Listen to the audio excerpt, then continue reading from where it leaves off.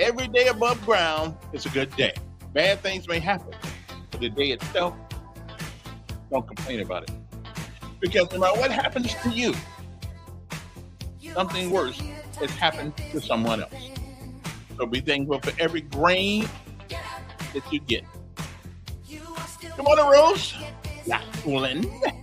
Good morning. Next up, of course, it is our daily bread, a word from on high. That way it'll get our day started. We got a lot of things to talk about today. That's right, a lot of things to talk about. You know what I'm going to do today? I'll tell you what I'm going to do today later on today. Okay? Yeah, I'll tell you what I'm going to do. I went Ubering yesterday. Had a good time yesterday, meeting all kinds of people and all that kind of stuff. I don't pay much, but at least it's a fun job. I think I made my gas money back. I'm not exactly sure. Yeah. Anyway, so hang loose. Our daily bread is next. Because we all need a word. It may change your perspective. It may even change your life. Either way, it's for the soul. Good morning to you. Time to rise and shine.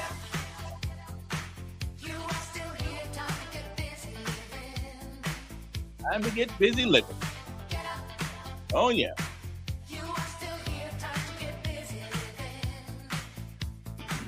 Alrighty then. Let me shut up now and do what I got to do here. Okay. So don't go any place. We'll be back. A lot of things to talk about today. I know people don't want to ask me questions. I feel you on that. I know. And I'm here to answer all your questions. I'm even here to answer some questions you don't even ask. Okay. But that's okay. We got this. Okay. We got this. All right. But next up, the most important part of our show is up next. And I'll be back. Hopefully. In a gentle breeze, grateful heart with such sweet ease. Thank you, Lord, for every breath I take, for the love that heals.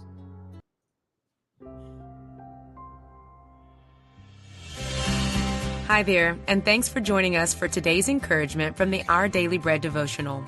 Our reading is titled The Secret of Contentment, and it was written by Amy Boucher Pye. When Johnny Erickson Tata returned home after suffering a swimming accident that left her a quadriplegic, her life was vastly different. Now doorways were too narrow for her wheelchair, and sinks were too high. Someone had to feed her, until she decided to relearn how to feed herself. Lifting the special spoon to her mouth from her arm splint the first time, she felt humiliated as she smeared applesauce on her clothes. But she pressed on.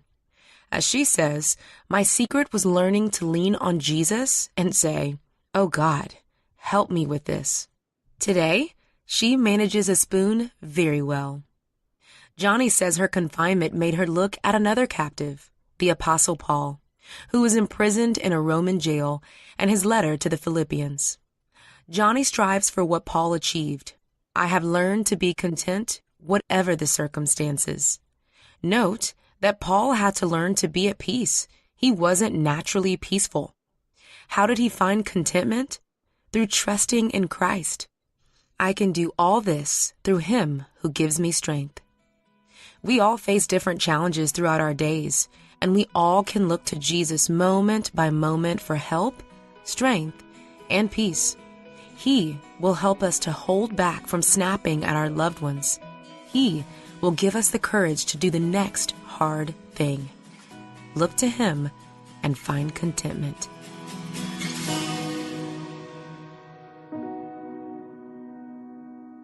Today's Our Daily Bread devotional scripture reading is from Philippians chapter 4, verses 10 through 13. I rejoiced greatly in the Lord, that at last you renewed your concern for me. Indeed, you were concerned, but you had no opportunity to show it. I am not saying this because I am in need, for I have learned to be content, whatever the circumstances. I know what it is to be in need, and I know what it is to have plenty. I have learned the secret of being content in any and every situation, whether well-fed or hungry, whether living in plenty or in want. I can do all this through Him who gives me strength.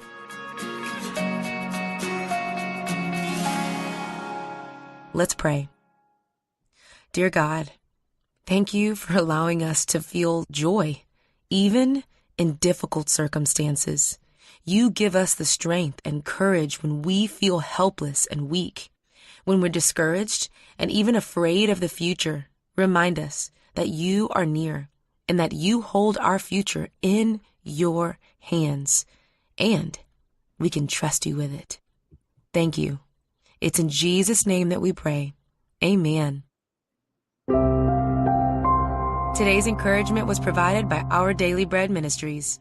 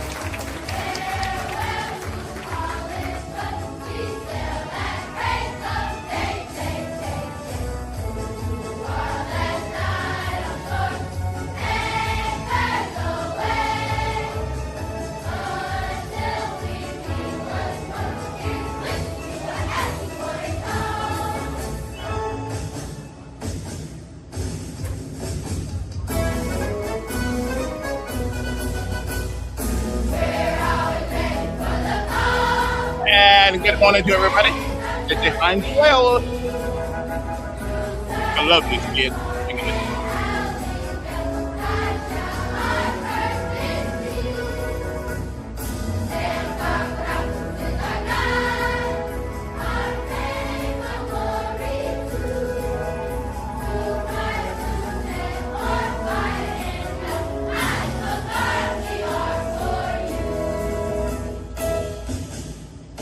And one last but certainly not least, the United States Marine Corps. Hoorah!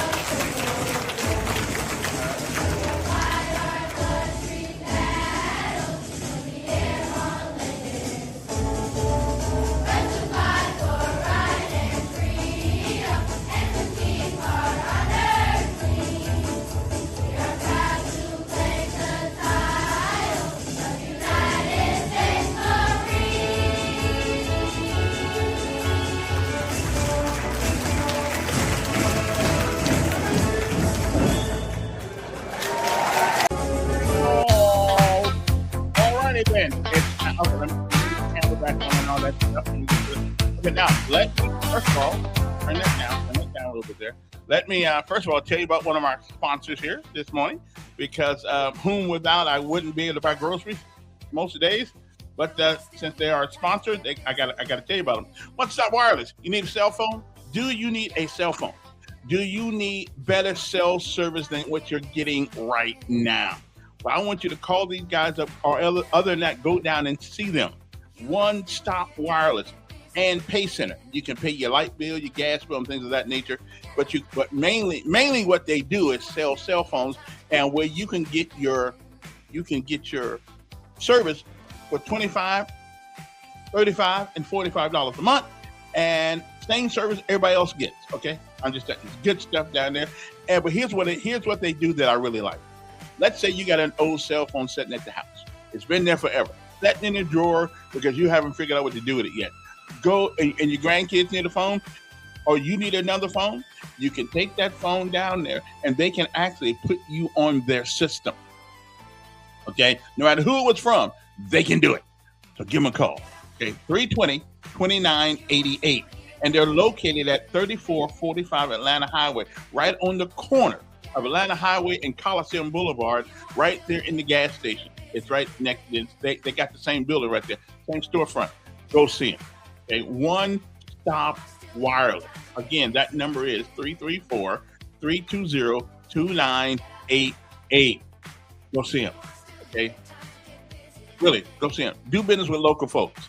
Okay, because all you church people around here, every time you want somebody to donate to your causes, you come to the local businesses. Well, why don't you come to the local businesses for some of the other things too? Okay, yeah. How about do business with them? Not just begging for money all the time. Okay, not these guys, but me. They come see my shop all the time. Hey, you gonna help us with our building fund? Man, it looks like the same building to me. Anyway, One Stop Wireless. That's where you want, and you can pay your light bill, your gas bill, and everything too. Okay, 3445 Atlanta Highway, corner of Atlanta Highway and Coliseum Boulevard, right next to the Shell gas station. And that number again is 334-320-2988. You cannot beat them. They're good people down there. Okay, that's where I got all my phones from. Okay, and especially that one I got from Verizon. Yeah, they stuck it to me. I went down there. They said, "Oh, we're gonna give you the tablet for free." Okay, so I get down there after 6 hours in that store. 6 hours, I figured out how they get you now. They make you sit in the store all day long, and then by the time you are willing to sign anything just to get out of there.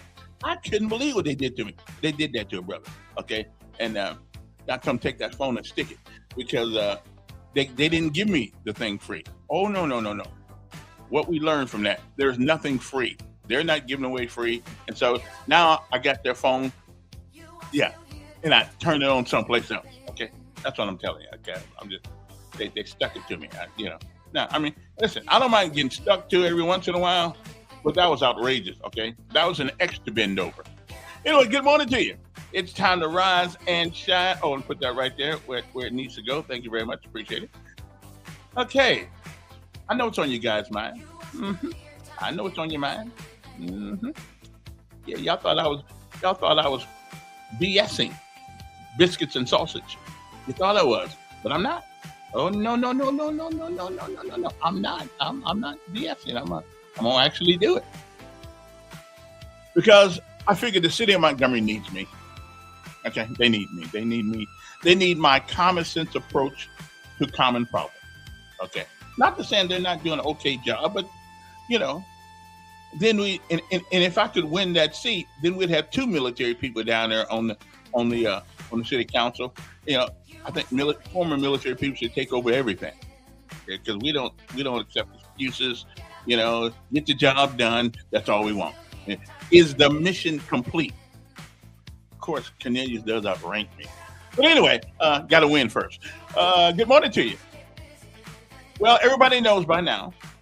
Which we already knew that was going to happen, but I'm not gloating. You know what I mean? I'm not gloating. I'm not sure that Marsha even knew she had moved out of the district. And again, that's not, that's still on her because she's the one that moved and she had to see. But I'm not sure she did it on purpose or anything like that. It's just that it's one of those things. It's like, well, okay, you want to talk about doing something dumb? Really? You want to do something dumb? 24 years I worked for Cumulus. Didn't realize what a 501k or 4. Didn't realize what a 401k was. I'm not the dumbest guy in the room, but I thought that was for managers. So for 24 years, I could have put some money back, but I didn't because I just didn't know. I didn't know it was for me. I should go down and sue them maybe about for not teaching me what a 401k was. I mean, I could have had at least a couple $1,000 saved up when they canned me, But they didn't call it a firing. They call it relocation. That's what they call it. Yeah, I was being relocated to home. But they were great to me. I can't even lie. I love working down there. So we all do things that are not necessarily in our best interest sometimes, unknowingly. And that was just the case with That was just the case with Miss Marsha Johnson. That was just the case. She moved, didn't realize she had moved in somebody else's district. I would assume, because I don't think you would do that on purpose. Like, I wouldn't have gave up all that money accumulated if I'd have known all I had to do was put $1 in there. They give me $2 for it. Yeah, I wouldn't have known that. But yeah, hey, that's sometimes we make mistakes. Okay, and unfortunately, like me, I paid for my mistake, and mistakes are, sometimes you just got to pay for them. I guess, and just. I don't know. But anyway, moving right along. I am and when this was first found out, I kept telling people, I think I'll run for that chair. Then everybody said, well, why are you going to do that to her? Why don't you do that to anybody? If the seat is vacated, anybody, and there are going to be a few people in this town who are going to run for that same seat. Not guaranteed to anybody. You got to get out there. You got to hump for it. You got to talk to people for it. You got to do all kind of things. You got to, you got to do things. And so nothing is promised to anybody.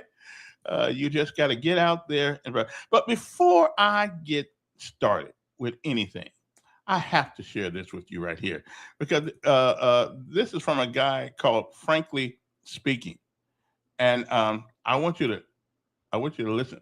I want you to see this crazy thing, which is one of the reasons why our kids today are crazy as I don't know what, and undisciplined kids. This is one of the reasons why what you're fitting to see is one of the reasons why we got more people in prison and more people going to jail than any other group of people in America.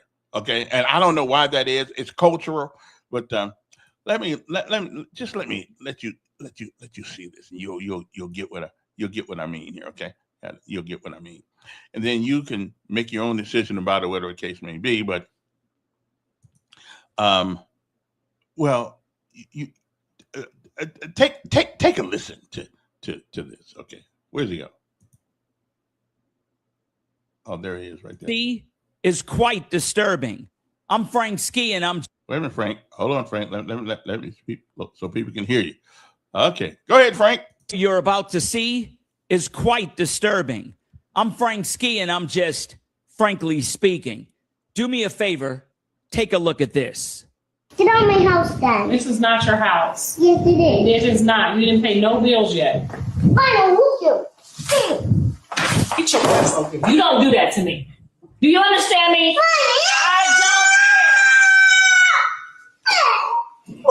You don't do that to me. Oh, Lord.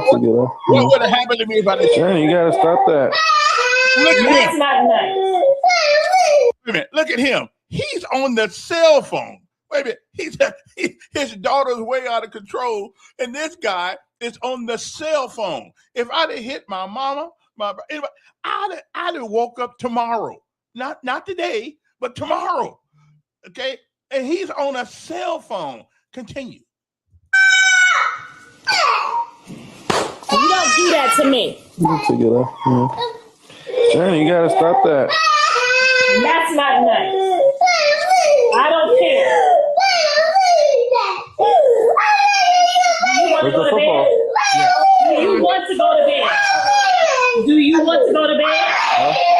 Do you want to go to bed? Who would put up with it? Okay, who would put up with that from a little dark? Who in the world would put up with that kind of behavior? Huh? Who? You? Me? Not me.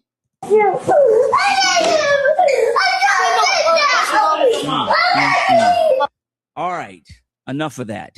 Let me just say that video is very disturbing to me. Yes, it is. There's so many mistakes in that video. It is. Mm-hmm. First, before I begin to give you my frankly speaking, that is the rapper Blueface's daughter with Jaden Alexis. Her name is Journey, a.k.a. Pink Face. Yes. She's 3 years old. Mm-hmm. The mother disciplining her is her grandmother, Carlissa. And let me just say, on social media, there's a lot of debate going on right now. Mm-hmm. Some people are saying you should never spank a child. Yeah, you should. She's only 3 years old. Mm-hmm. You should not discipline her like that. Yeah. To me, as a father, I will tell you, there's not enough discipline going on in that house. Brother. But discipline comes in different shapes and form. Let me just say, gentle parenting doesn't work. It don't work. And you can tell that little girl has been gentle parented for a long time. She ain't been First of all, parent I will even say this. Yeah. Carlissa, yeah, she should have spanked her on her butt. Yeah. But all the negotiation that came after, all the do you want to go to bed? Do you want to go to bed? No, you have to say what you mean what you say, and kids got to learn to respect you. And they learn that at a very young age. By 1.5 or 2 years old, they should already know when you mean business. Amen. I'm not saying you have to spank a 3-year-old. That is not what I'm saying. But I am saying as a parent, you have to learn to discipline. Yes, you do. Because the bottom line is that little 3-year-old right now is going to grow up, and then the world is going to discipline her, and then we're going to have a whole different conversation. I want your take. Okay. What do you think needs to happen with this situation? I heard that. Anyway, so he was right, and of course it's the same thing that I've been saying for years. We need discipline. The kids need disciplining, and she should have had. I mean, she should have been knocked into tomorrow. Okay, and the daddy, if that was her father, I mean, I don't even know if that was her father or not. So I don't even know. I thought that was her mother, but that wasn't her mother. That was her grandmother. I mean, I said, wow, man, But anyway, you want to know why we have so many problems in our communities right now? A crap like that. Let me see who this is. Yes, Duke. Yes, sir. The daddy should have been knocked in the mouth. I'm trying to tell you. Shoot, boy. Oh, man, I got mad watching that right there. I got mad watching that. I said, man, I don't play the whole game right there with no children. No, we don't do that, bro. Nope. No. Let me tell you what my grandson tried the other day. What did he try? Okay, we had him over. He's just 5 years old. And we was at the table eating, right?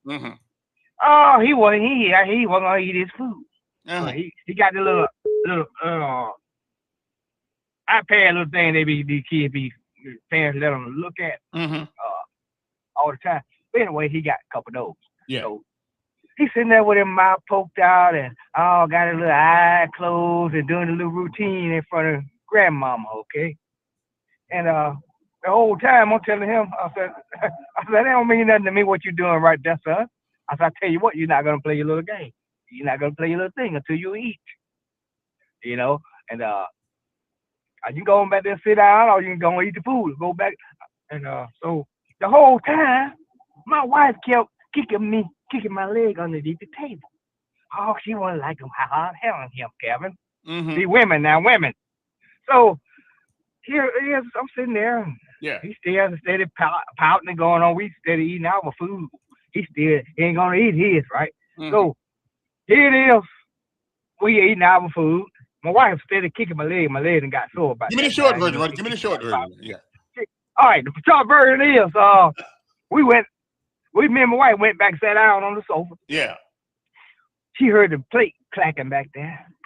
And he eating all of a sudden, Kevin. So I told her, I said, I knew that was gonna work. I said, if you don't give in to these kids, no, you don't. Let them pout. Just tell them they ain't gonna get this and that if they don't do what you say to. Yeah, well. So he ate his food, showing a little muscles after he got through, rubbing his belly and doing the routine he does. You okay? But I heard your name a while ago, Kevin, on another show talking about you may run in that spot. That lady lost the spot. Well, there ain't no May. There ain't no May. I'm going to do it. Yeah. Huh? There's no May. You're gonna run. Yeah, I certainly am. I've been wanting to do it for a long time, except when you're on the radio, you can't do it. So if you quit, you got to quit. Hey, I got it. But right before I get off camera right here, I need to get curmudgeon right quick. Yeah. You know how curmudgeon always riding you about that you didn't jump out the helicopter or jump out the airplane or whatever? Never jumped out of the airplane. Yeah. Okay. Yeah. I'm not believing his lie about his granddaddy. Know why? Because curmudgeon is how old in his late 70s? 76. How old he is? 76. This man 76 years old. Okay. He said this man broke in the house with a gun, black man, back way many moons ago. Okay.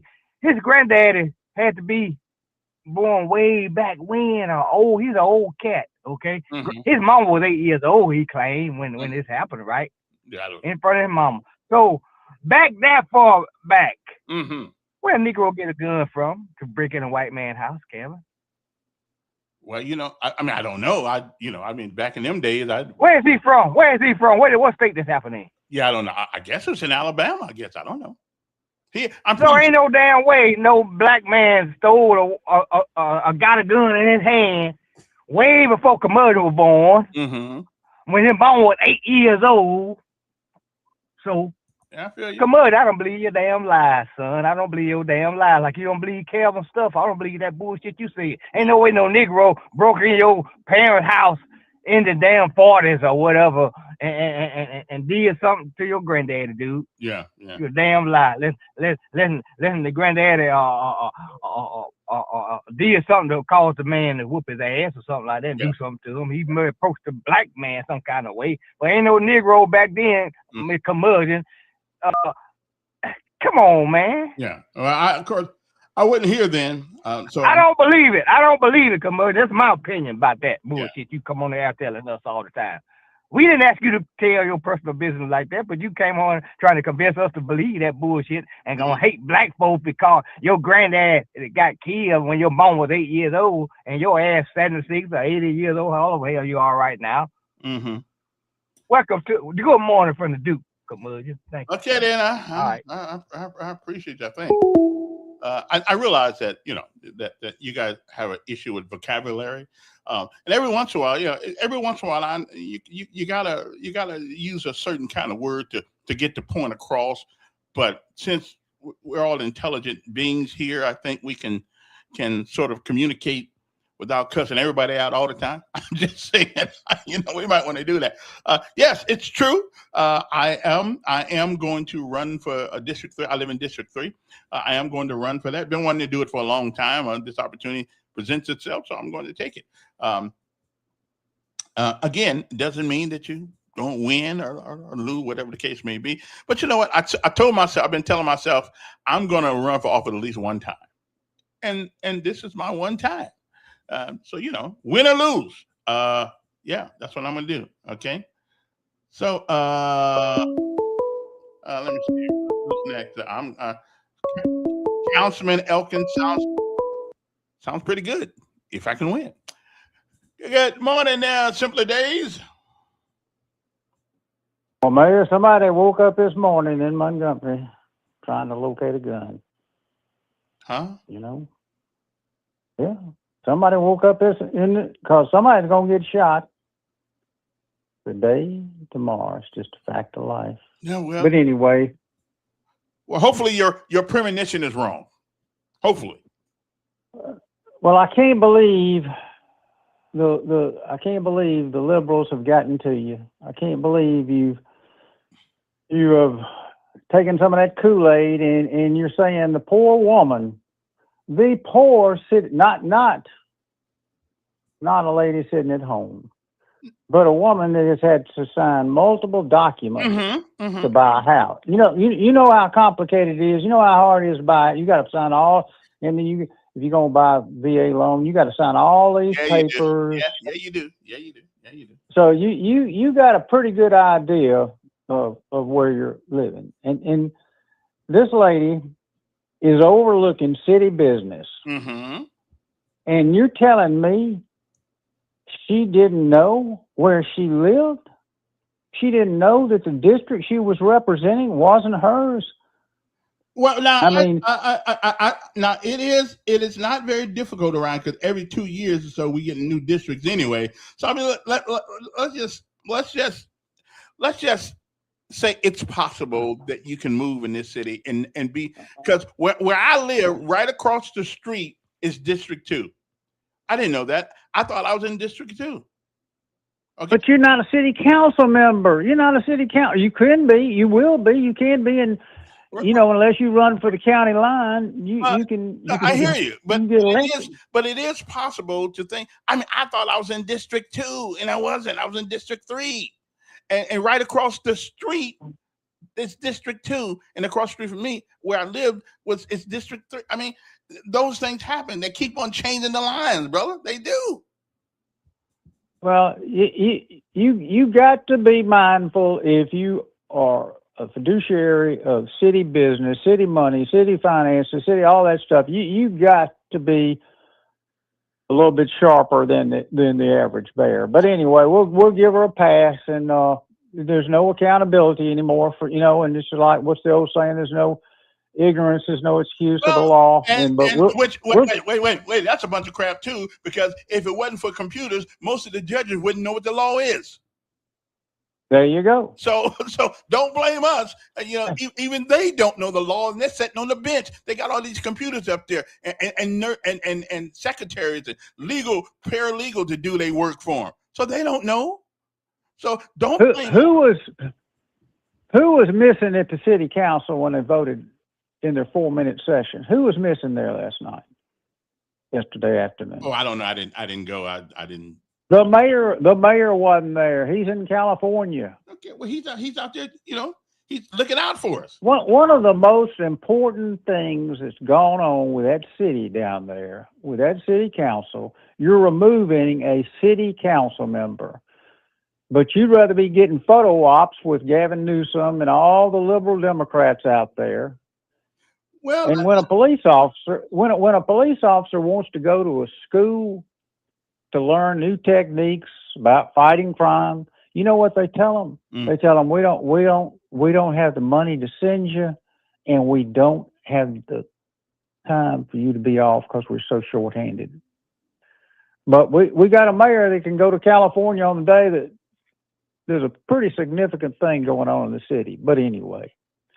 Hey, changing gears real quick, Mayor. Yes. I talked to my old doctor friend. He's retired now, and I was asking him about Jackson's Hospital, and I've got the answer to your question. Okay. You remember what the question was? Why does one hospital get more money than the other hospital? Exactly. But before we address that, let's talk about what you said about what you thought could be a logical reason, because of where it was located. I thought, and the patients. Yeah, the demographics. I thought maybe it was just the demographics of the hospital. Have you driven by Baptist South lately?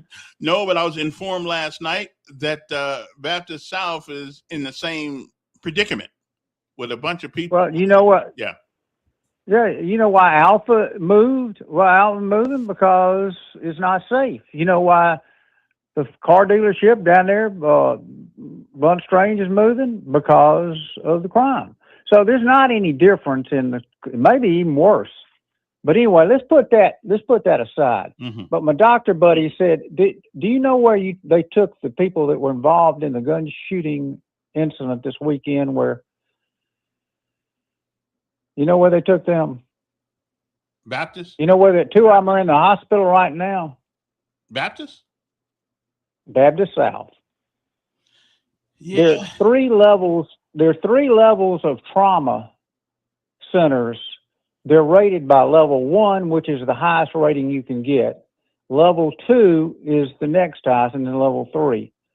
There are only 3 or 4 level 1 trauma centers in the state: Mobile, Huntsville, Birmingham, and now Baptist is one.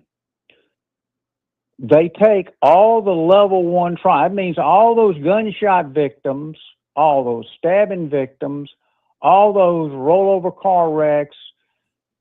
They're going to be a fatality. They're hanging on. They're going to take them to Baptist South because it is a level 1 trauma. So the surgeons and trauma surgeons that they have to bring in, all of that, the stay in IC unit, all of that's going to cost more money for them. Okay. See, we used to have a rotation right. ER system in Montgomery. Right. Mm-hmm. And it was between Humana downtown, Jackson's, and Baptist. And the reason was they didn't want to load one hospital down with all the trauma patients. Okay. At one time.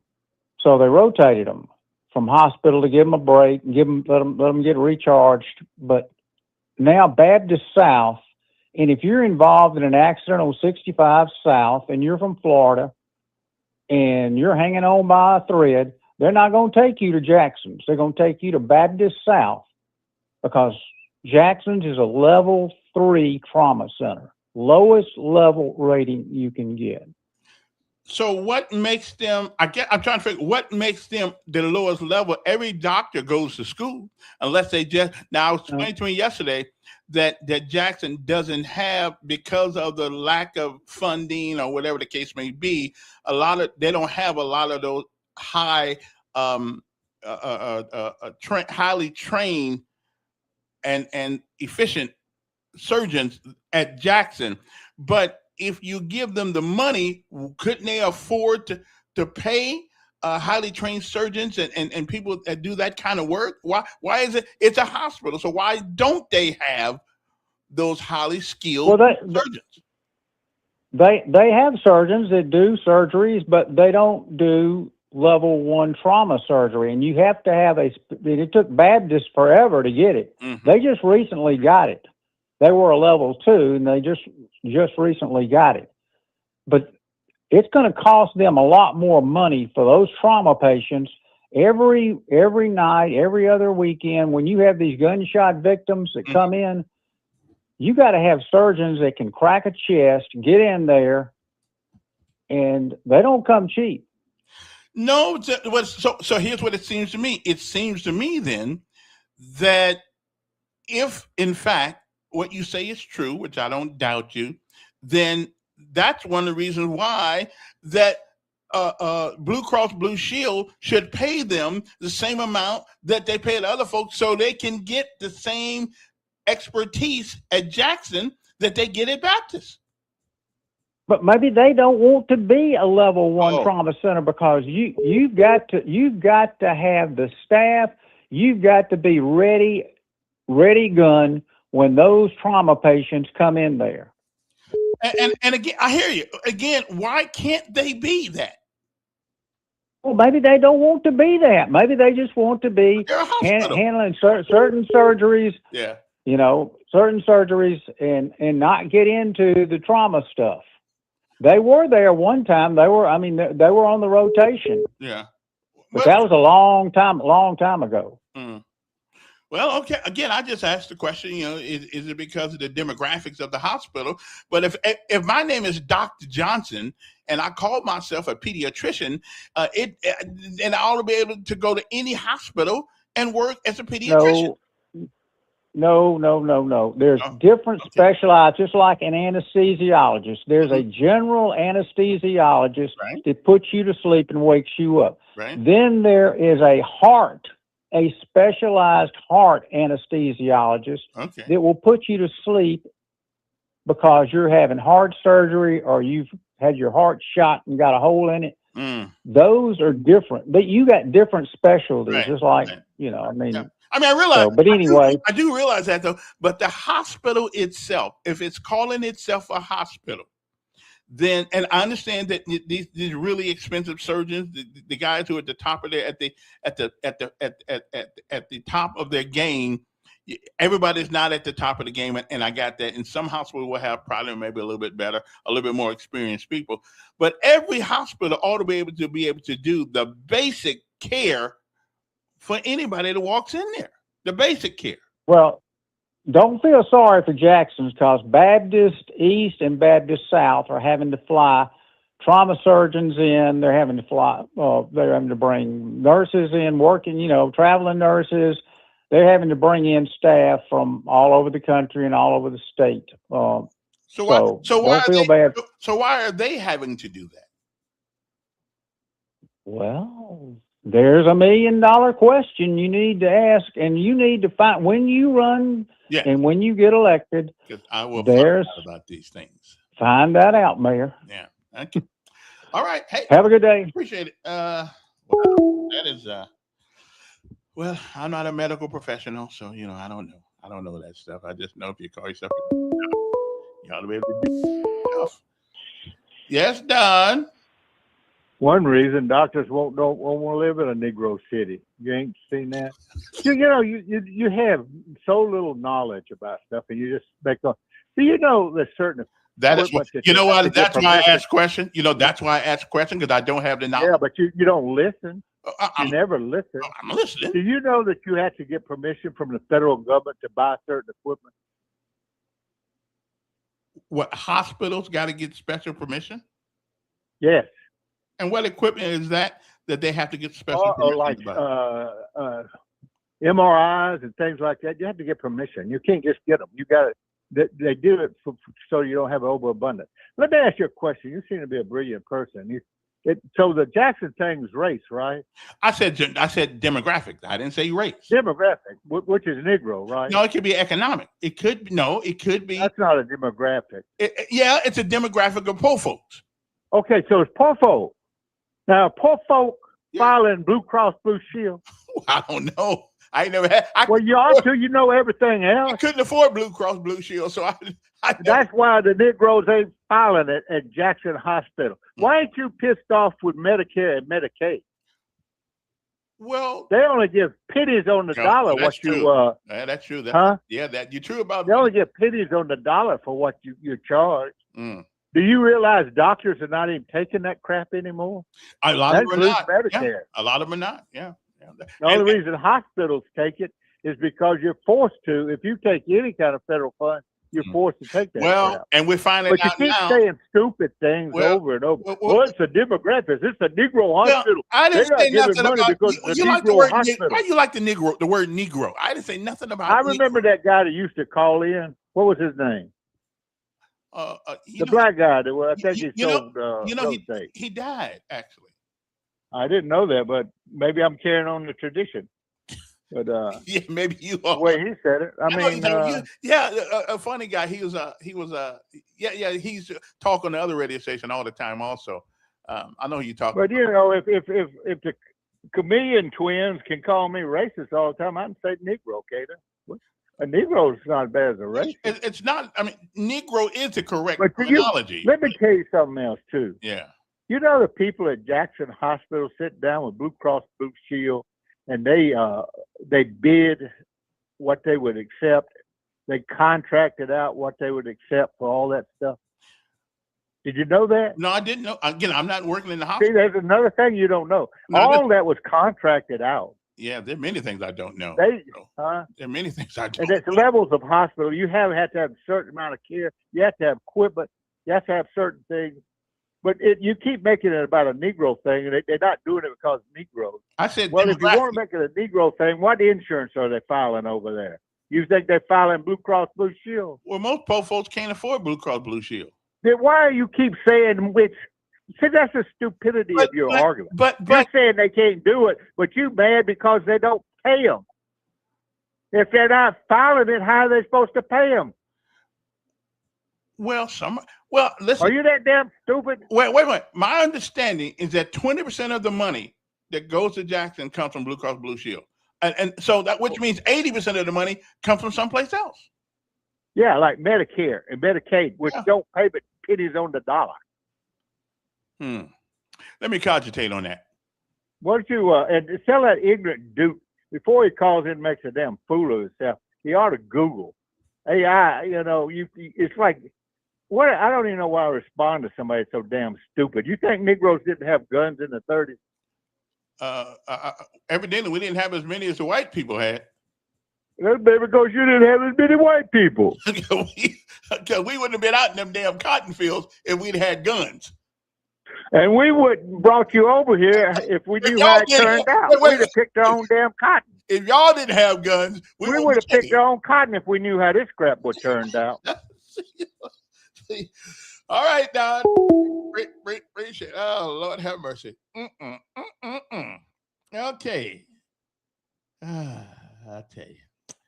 So much for that.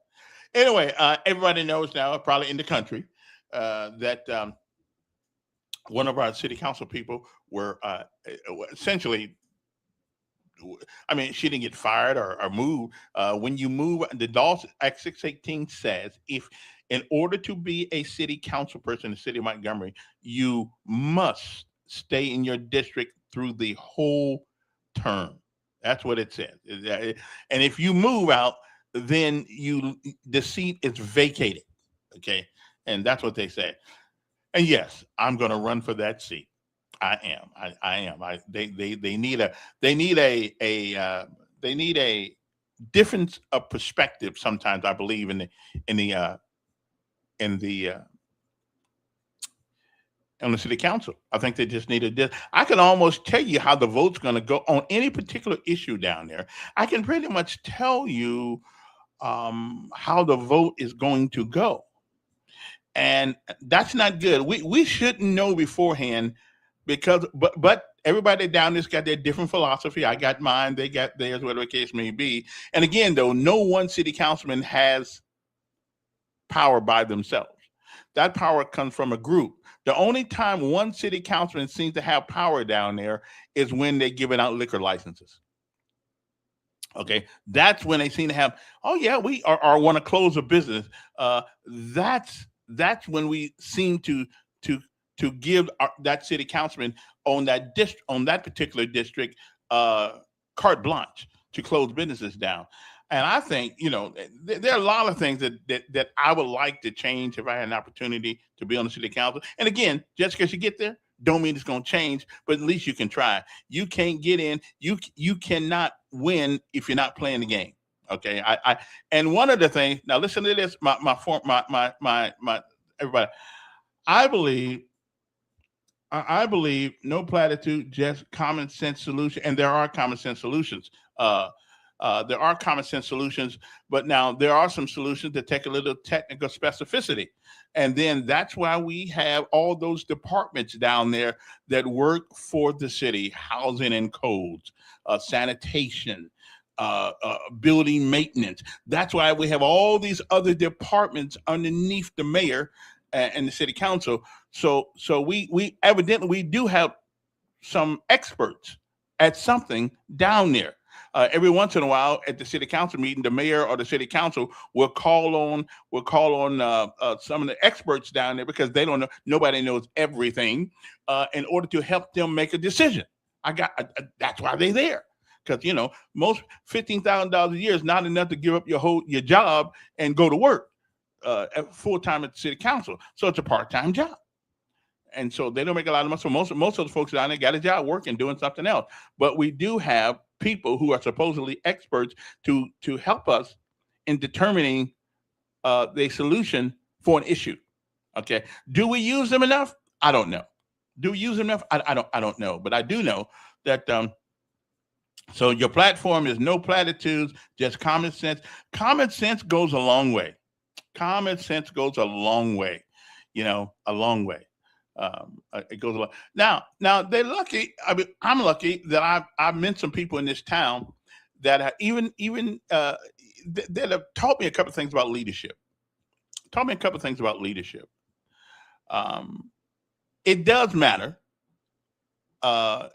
First of all, you have to understand what a leader is. It does matter. So some things don't matter. That we get caught up in the minutia of politics sometimes without understanding what the undergirding is for some of these issues. And I've been in this city 35 years, looking at the city council. I mean, 35 years I've been here. Looking at why the things they do, why they do them, and sometimes there's no. Yeah, they make $15K a year, but they also get $1,000 a month for expenses. So it comes to about almost $30,000 altogether. Okay. Now I do believe that our local legislators, what's his name?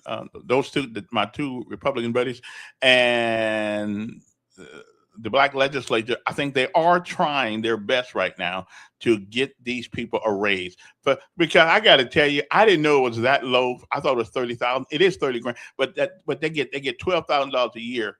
Well, it's about 28,000, I guess. $12,000 a year for expenses. So it's not a lot of money, at least not that we know of anyway. Okay, so so you don't have time to spend your whole day doing what you got to do. Looking for, that's why you got all these departments down there, and they're supposed to have experts working on some of these issues. Okay. But anyway, so that's all. So if I get an opportunity to serve in that capacity, I'm going to employ a lot of common sense.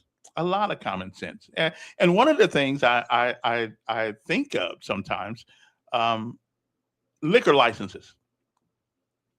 I've been here 35 years asking this one question. Why isn't there a written policy of SOPs when it comes to getting a liquor license?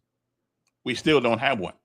There's nothing written on paper about what you must do in order to get a liquor license.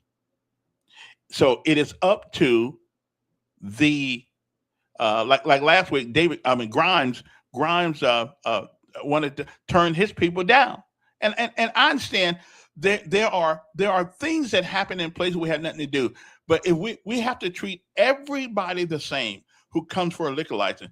A few years ago, at Bama Lanes, there was a shooting,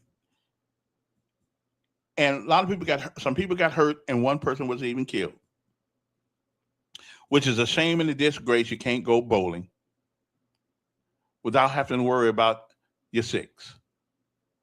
You can't go bowling without have to duck for cover. It's a shame. But they did not close them down. Somebody got shot at Walmart in the parking lot since I've been here. They did not close Walmart down.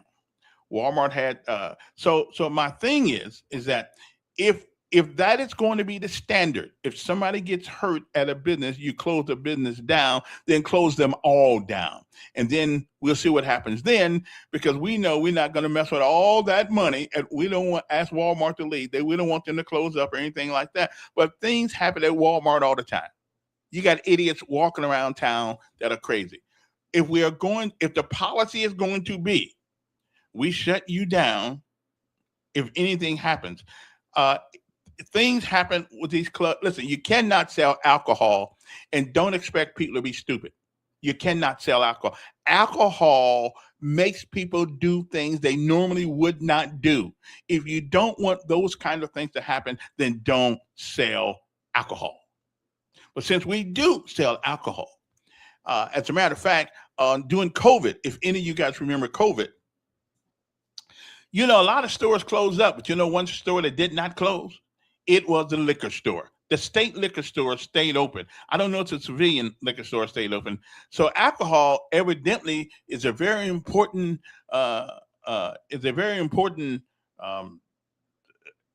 entity to the financial upkeep of the state of Alabama. So don't be surprised if you go to a place where they're consuming alcohol, that somebody goes wacko. Okay? They go wacko. That's why we put people in jail when they have DUIs, because they lose control of their senses when you're on alcohol. Except in a car, you can kill somebody. Well, even if you don't have a car, you can kill somebody if you get drunk on alcohol. And it happens all the time. Now, me, I've never drank alcohol in my whole life. I don't even know what it tastes like. But I told my son when I hit 70 years old, I'm going to have me some of that Hennessy. But make sure you take the keys to the car. So lock the door and just let me sit there and drink something. Okay, I'm going to drink 1 cup. Okay, some Hennessy, because it looks good. I don't know if it tastes good or not, or some cognac or whatever it is. I don't even know what cognac is, but I'm going to try it one time. I'm gonna try it one time. I'm gonna get me, and you know what it's like going in the NCO club, non-commissioned officers club, and don't drink. Say, "What you want, Sergeant Elkins?" Hey, can I get a milk? They look at me. They used to look at me like I'm with the bad Mamma Jamma, the 82nd Airborne, baby. I'm walking in there asking for some milk, and you know what? They wasn't gonna change my mind. I'm only gonna drink what I want to drink. Okay, so you don't have to drink alcohol if you go to a club. You don't have to. You can drink something else. Like a Shirley Temple. I've had a Shirley Temple. I don't know exactly what's in it. It's got some 7-Up and grenadine and a cherry, whatever it is. It makes you look like you're drinking something, but you're not. Okay. But anyway. So much for that and so much for that. So there are lots of things that we do at the city council that I have questions about. But here is one of the most important things I'm going to try. If I win, we don't know who's going to, but if I win, I'm going to ask us to do something that Prattville does. It's a shame that the people who pay the taxes and pay for everybody's salary down there are relegated to non-importance and the last thing on the agenda. Okay? We should not. The people who pay, who look at us, who we work for, we are putting them last on the agenda. If it's up to me, I'll do some begging on my knees, whatever I got to do. We need to put the people who have complaints, and when I talk to the council, make that first. Make that first. They're the reason why we're there. That's like to me, what we do is like all the sergeants and on sergeant major, and everybody's eating, but the privates eat last. And they're the one who do most of the work. But because we got a couple of stripes on our arm, a couple of bars on our shoulders and stuff like that, we think we're privileged. No, our job is to look out for the young privates before we eat. Okay. And I think the city council's job is to listen to the people before they eat. And when I say eat, I mean continue the people's business. It's those people that said it in the city hall on council day are the reason that you're there. You're there to serve. Not wait till everybody's sleepy, everybody's tired, and they're ready to get the hell out of there. And now you can talk to in Prattville, they do it the right way. The people now you can't go up there and give your whole life story. You'll be kept to a strict time limit. Okay, strict time limit. But other than that, yeah, let you get it out there. Let us talk first. Let the citizens who pay you talk first. I think it is such an insult. Well, if the complaints are serious enough, then fine, then whatever. But initially, the people who pay the bills should be first to speak. It should be first to speak. I'm getting off work. I've been working all day long, right? I'm working all day long, and I got to get down to city council, and now I got to wait all day long just to get. I may want to tell my counselor one or two things, but now I got to work till everybody stops arguing, everybody goes through this, and then I'm tired, and chances are I'm leaving, and you'll never hear what I had to say. Because I don't want to sit there and wait all day long. Now, as a council person, you're getting paid to be there. So that means you can wait till 7 or 8 o'clock to leave. That's fine. You can wait till 7 or 8 o'clock to leave. You only do it twice a month. You can wait. Don't make me wait. I'm the guy that pays the bill. That's why I got to get to work. But anyway, if it's up to me, that's what we would do. We would give the citizens their moment in the sun first before we get down to business. That's one of the things I'm going to ask for if I should be so blessed as to win this thing. I'm going to ask, make the people who pay the bills come first and not last. Okay, I'm just that urge again. The privates may not have much rank, but they do a hell of a lot of work. Okay, and then comes the sergeants like me, and we do the rest of the work. But I'm just saying. Treat the people. They are our boss.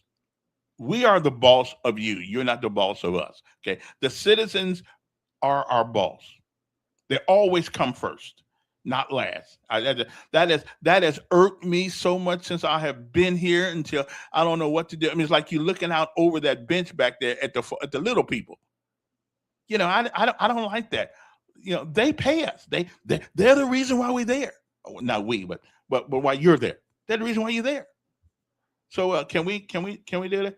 CC, can we make that happen? Okay, I'm just saying. Anyway, what else is going on? Marche is gone. And the election, you got to July the 14th. If you want to sign up for the District 3 special election, you got till July the 14th to do that. Okay, so. It's going to be the process is kind of long. So anybody who wants now, again, here's the caveat: you have to live in District 3 in order to run for District 3.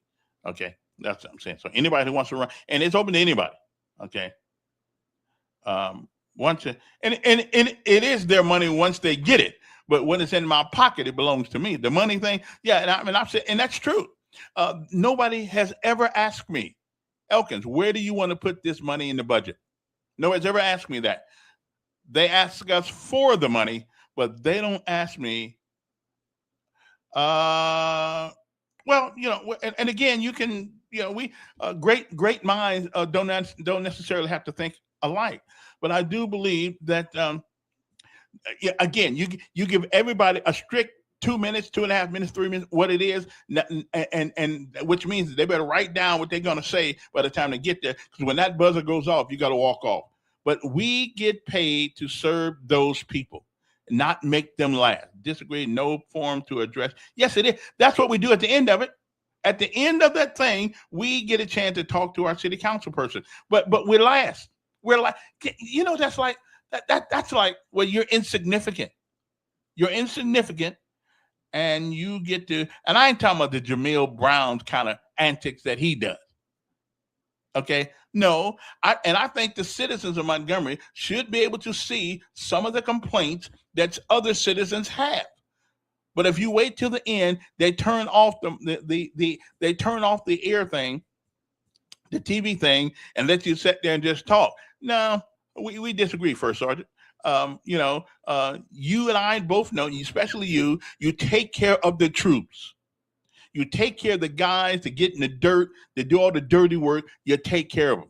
And our people are the ones who get in the dirt. The civilians are the ones who get in the dirt, pay the high-ass taxes, got to do it. And every time the taxes go up, the garbage bill goes, everything, and they got to work harder. Yeah, I think they need first. This last thing, it's an insult to them, I think, at least in my mind.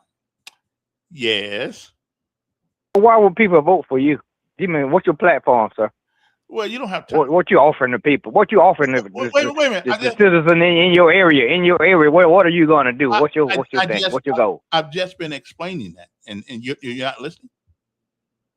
You going all around. You sound like the Republican. You throwing out stuff in a circle. Get to the point. You do realize. What's your main objection? What's your main objection, sir? To have a safe city. To have a safe city, one that is economically. See, that's what I'm saying. Everybody can say that. What's your plan on doing that, sir? What's your plan? Well, my plan is to figure out a way to get more policemen. See, you talking about figuring out a way. What if anybody can say they're gonna figure something out? But hell, what's your plan? That's a plan. Figuring out. To come up, that's right. To come up with a way we can entice people. So when you sit here and tell people you're gonna run for something, you don't even have an idea what your plan is. You talking about you wanna figure it out down the road. In other words. Listen. Huh? You sound like wait a minute. I made a living of asking questions of people that make sense. Yours don't make sense. Every plan. What you mean don't make any sense? No. I'm asking you. No. You sound like Thomas Tuberville. Okay, just like we asked Thomas Tuberville what he gonna do, right? He gonna say that I don't want to hear the talking points. Every plan, everything has to be planned out. Everything has to be planned out. So set there. I know if you're using talking points though, man. That's talking points. Talking about you're gonna figure things out, and first of all, we're gonna put all the. Okay, you won't let nobody say that. One council person can't do much of anything at the city council. You have to galvanize enough people to further your dream.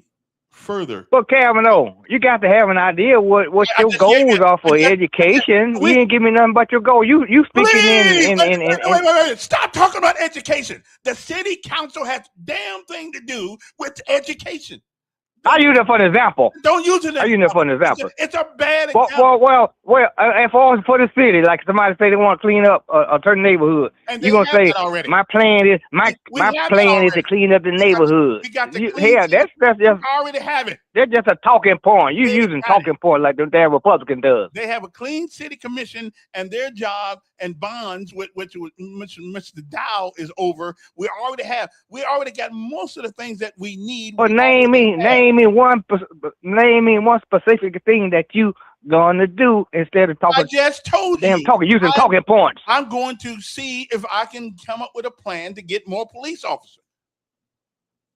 You're gonna come up with a plan. I'm gonna see if I can come up with a plan. So you want us to vote for you because you gonna come up with a damn plan. Oh, well, do you want to vote for people that don't come up? I want to hear you say that this is my plan. This is what I'm gonna aim for. I may miss it. I may get it. I miss it. But I'm gonna. Those are my plan on trying to do. You have to understand the scope. You have to understand the scope of a councilman. You cannot do anything. But no, I'm looking. But you can do anything. Right. But what I'm saying. As I listen to you talking about going for this position right here, sir, okay, you sound like you the party you've been part of for a long time, the so-called conservative party. You don't have a plan. You have a damn idea. Ooh, well, then what is a plan? Is when you take your ideas and put them to use. I say you don't have a plan. You have a damn idea. Yeah, I got a plan. Everybody's got an idea. You say ideas are when you're thinking about something and you're sitting there contemplating on it, but you ain't putting no process thought into it. You're not doing no critical thinking. You're not doing any critical thinking in that same thing. Wait a minute. You don't even know what the word critical means. You don't even know what the word critical thinking means. Okay, I went to school for critical thinking. Okay, you don't have a clue. You don't have a clue what it is. No city council person can make law. Okay. My Lord. Yes, Don. Hey, Kevin, you have any idea what the mayor has against speed bumps?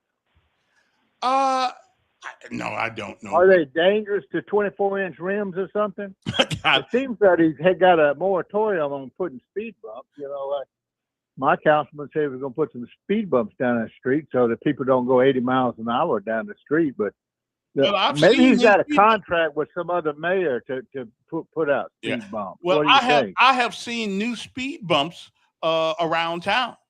I'm told that the mayor has put a moratorium. Are you arguing that's not true? Well, I don't know. I'm not down there. I don't know if he made a moratorium. Why you comment if you don't know? Huh? Because I've seen. If you don't know. Because I have seen new speed. Hey, I'm waiting on Willie Durham, Reverend Willing, to call in and congratulate Major Capers on his Congressional Medal of Honor. You think Willie would do that? I'm sure he will.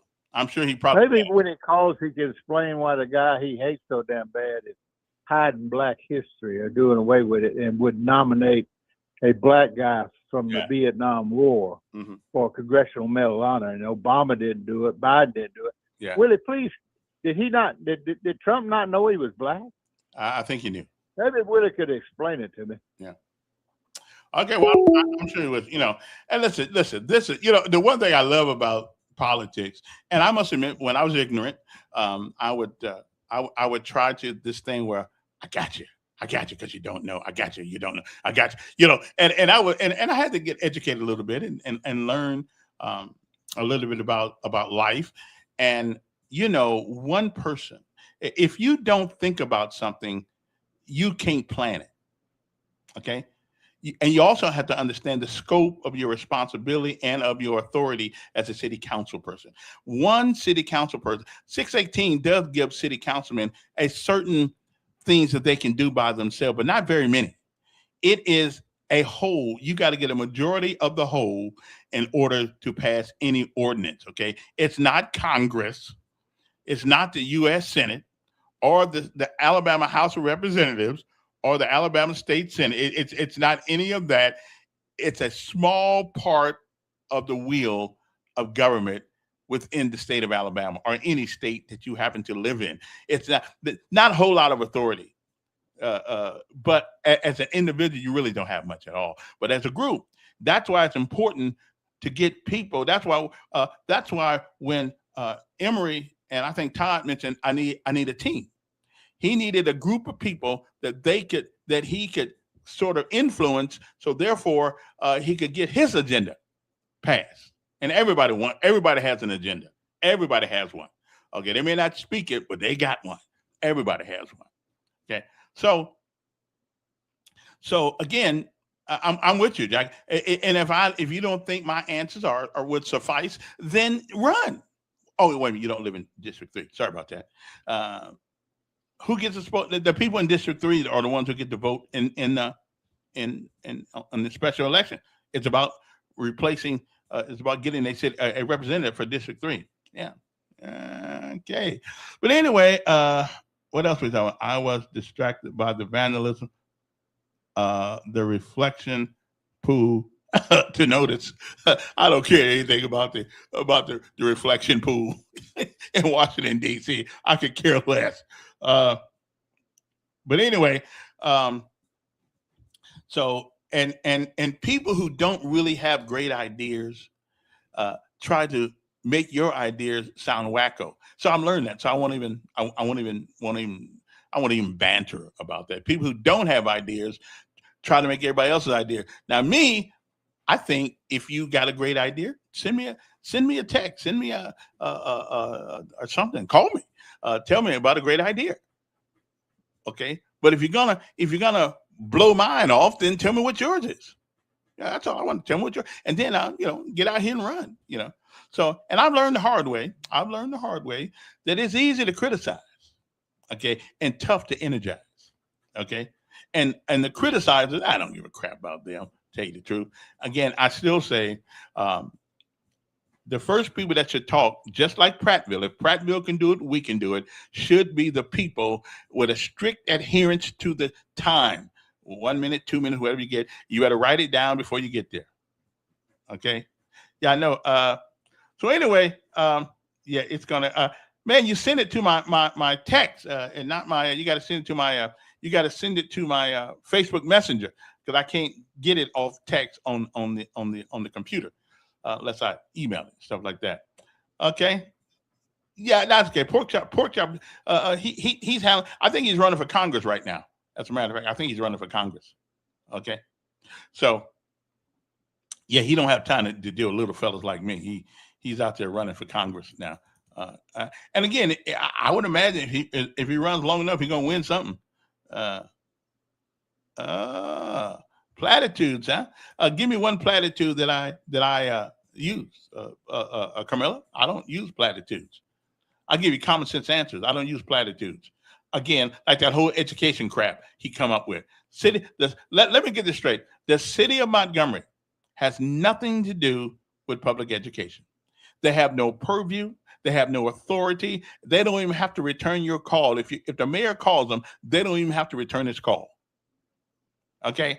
The city of Montgomery, all we can do is give them services in kind for like maybe a policeman to but that doesn't, you don't run the school system because you give them access to a couple of police officers to stand patrol, and now they got civilians in there too. They're not even using our police force that much anymore. But the city of Montgomery, once and for all, can we understand? City of Montgomery has nothing to do with education. Nothing. They don't run jack. Nothing. Okay. The only difference is that we got most of the schools in this county are in the city of Montgomery, but it is a county option, and even the county commission doesn't have anything to do with public education, except they're just okay. Even Doug Singleton can't tell anybody on the school board what to do. Yes. Turn that down. Oh, I'm sorry. Go ahead. Good morning, Kevin. Good morning. And good morning to your audience. Mm-hmm. Did you know that since Trump, they want to call Trump a racist, did they know that Trump allowed Jesse Jackson to use his tower when he ran for president and not in the mid-1980s? Did they know that? And Jesse Jackson did pretty well. I was a little girl when he ran. And I remember the phrase he used. He said, Mondale think he's going to win, but he ain't. But I remember that phrase so well because he used to always say that. But Trump allowed him to use his tower. And then he turned his back on Trump. And also, did Black people know that Martin Luther King won or accepted a Margaret Sanger Award in somewhere around 1961 or between 61 and 63? Did y'all know that? Yeah, I didn't know. I knew about Trump letting them use his tower for free. I knew about that. Yeah, and then now all of a sudden, since he became president, Black people want to call him racist. It's politics.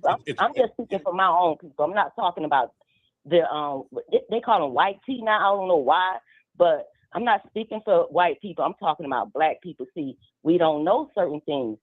There's a lot of things in those files about Martin Luther King too that I refuse to say on air. Mm-hmm. Jesse Jackson as well. It's all of them. If you think about P. Diddy, he was the first one. I'm just telling y'all. And what makes it so evil and demonic is that his wife, Coretta Scott King, ordered for those files to be closed for another 40 years, and I remember that too. Also, did y'all know that Rosa Parks' husband had a car, and that was a setup? Did y'all know that?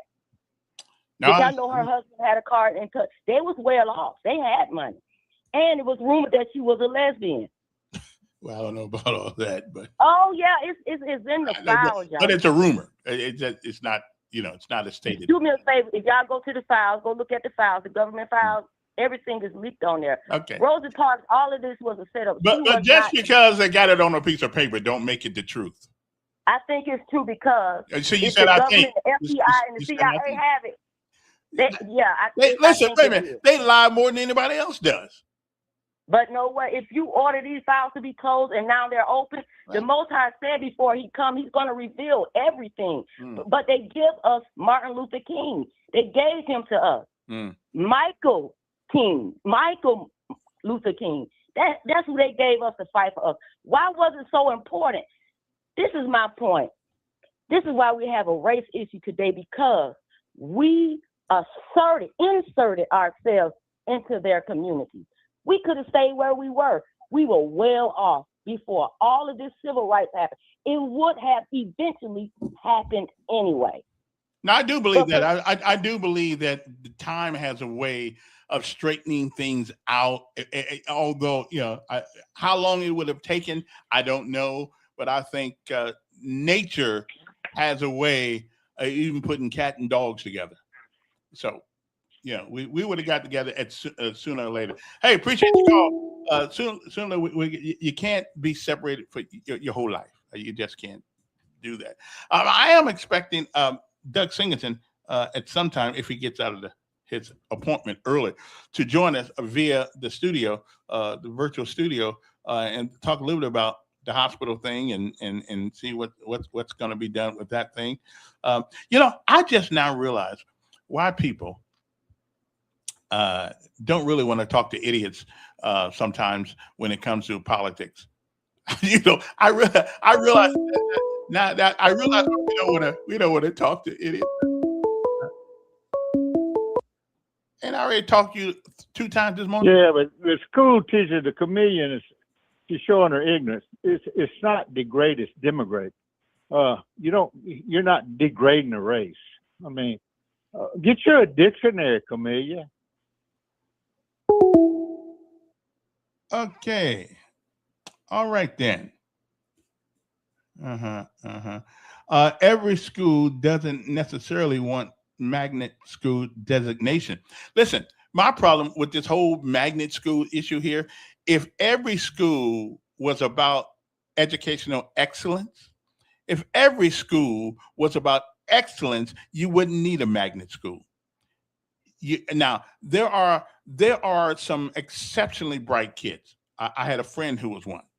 It wasn't me. Who are a little bit more advanced than regular kids. I think we only need, and I don't think we have enough of them to make a whole big building, a 2-story building for that. But if we did have one, we only need one. If we would take the standards up of regular school, which the city has nothing to do with. Okay, the city has nothing to do with it. Not a doggone thing. Unless we somehow put a city school system together, we just whistling in the wind. We walking past a graveyard acting like ain't no dead people over there. Okay, and that's what we're doing. We just blowing air because we don't have any authority over school. Now, I heard the mayor a couple of times mention something about a city school system. I don't know. Most of the schools are in the city now. It just don't have city authority. And then think about what we're going to do then. Do we have to have our own city school board? The schools are in the city, but you still won't have, I don't believe, you still got to come under the Department of Education, I believe, and things of that nature. So Right now, all the schools are in the city. Okay, if we make our parents more responsible to doing things and hold parents, I personally think, me, if it was up to me, if your child messes up in school, you got to come sit down and DYS with them.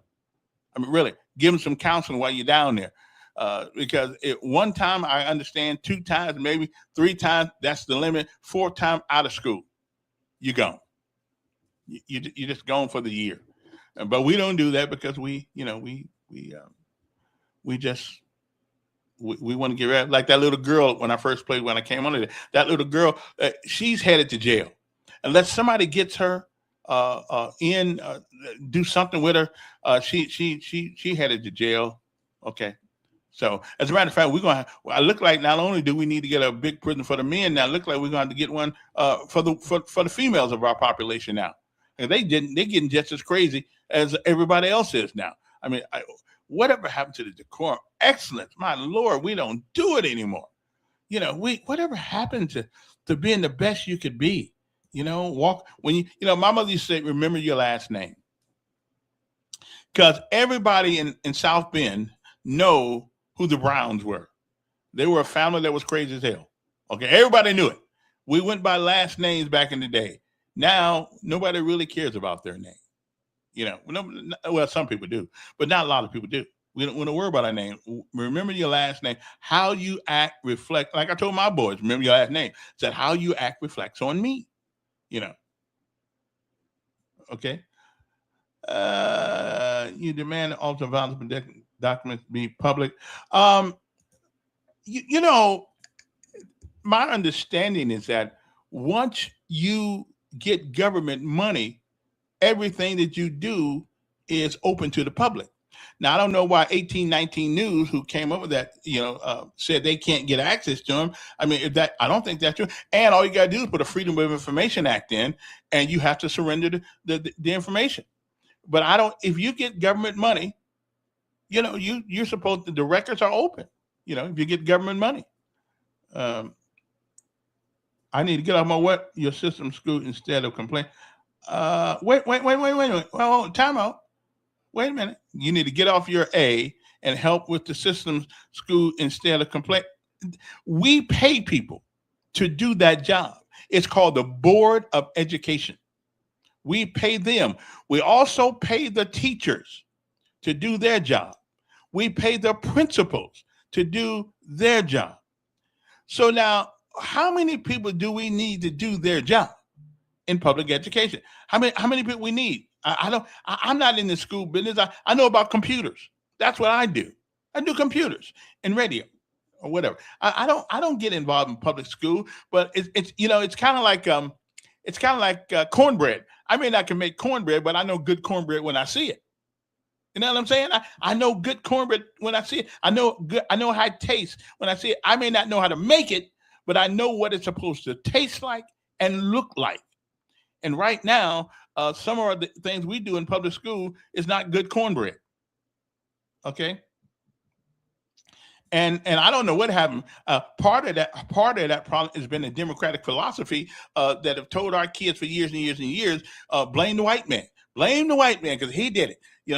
Every time you see somebody, man, I can't get a job. I said, how come? Because they won't let me have one. I said, who'd you talk to? Man, I ain't messing with them people. Okay, make my mind up. It's the person who looks back at you in the mirror is 75% responsible for where you are. Okay, 75%. You handle the 75%, and we can handle the 25%. Okay. So listen, and that's part of our problem. We whine too much about the past, and there's nothing we can do about it. We can't undo anything that was done. Not a thing. Okay, not a thing.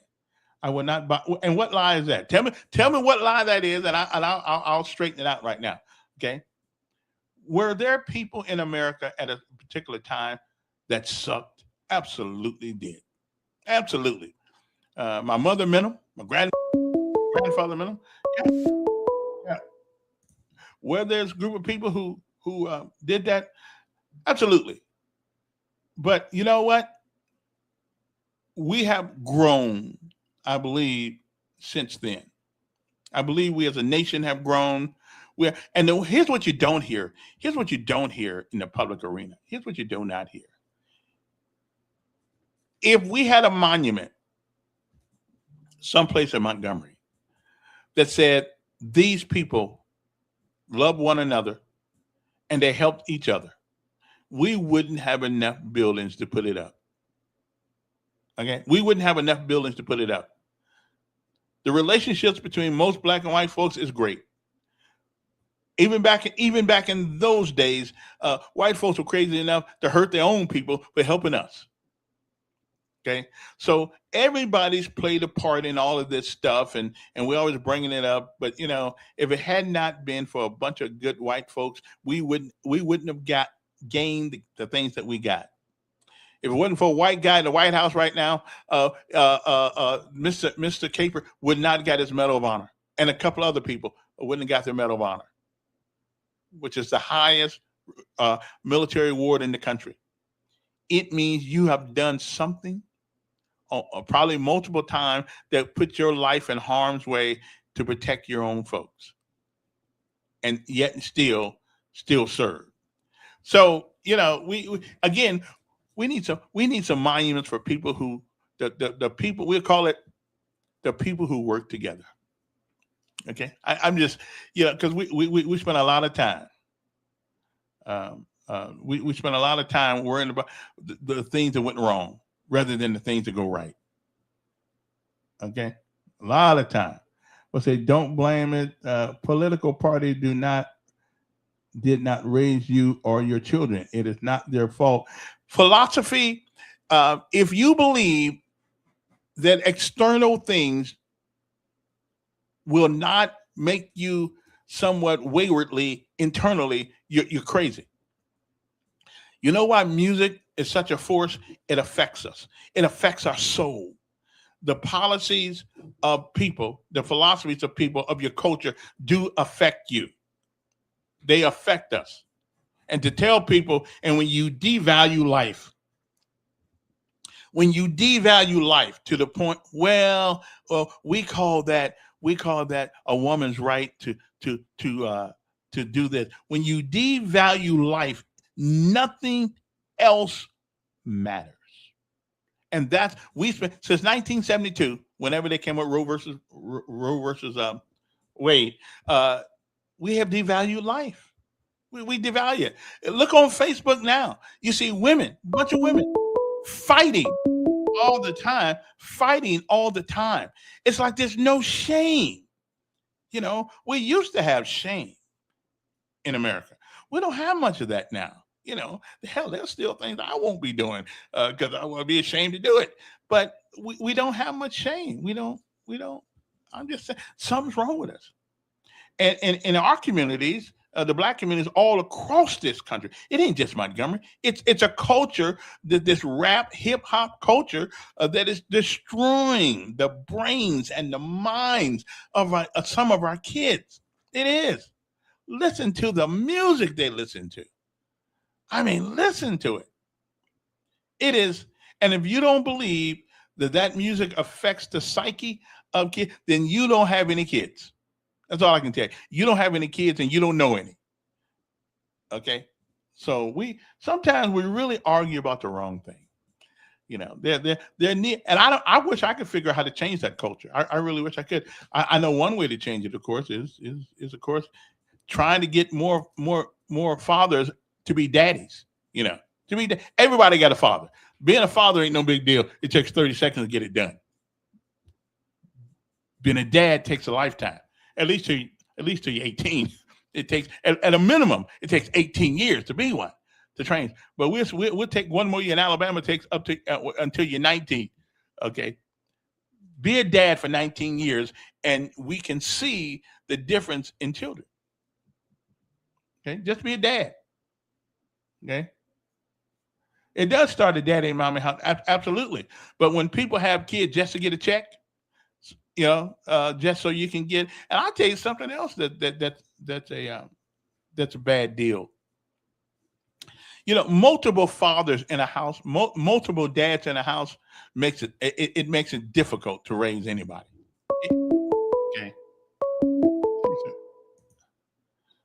What you want, man? You the last couple of days you've been having this lady to call in. I guess you and her get together and line this thing up where I don't. You got to find somebody to prop up Trump. Okay. Well, I ain't trying to prop up Trump.